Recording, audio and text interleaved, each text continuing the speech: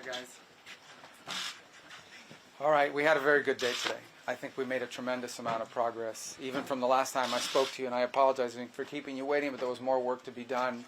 You know, we began almost 3 weeks ago with a foundational document that we socialized and ran by both sides, and with input from both sides. And one of the things that happens when you've been involved in this now for 10 months is you get a pretty good sense of what the priorities and the red lines and the important issues are for both sides.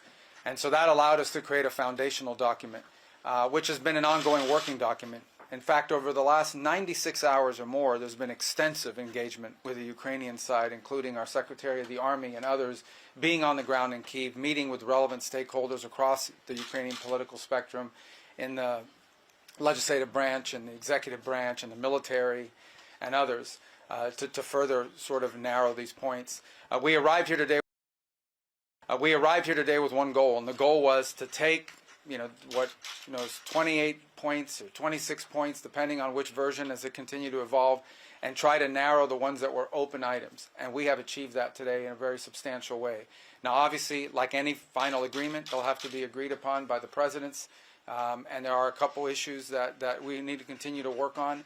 But I think the report today is that I think today was worthwhile. It was very, very. It is probably the most productive day we have had on this issue. Maybe in the entirety of our engagement, but certainly in a very long time.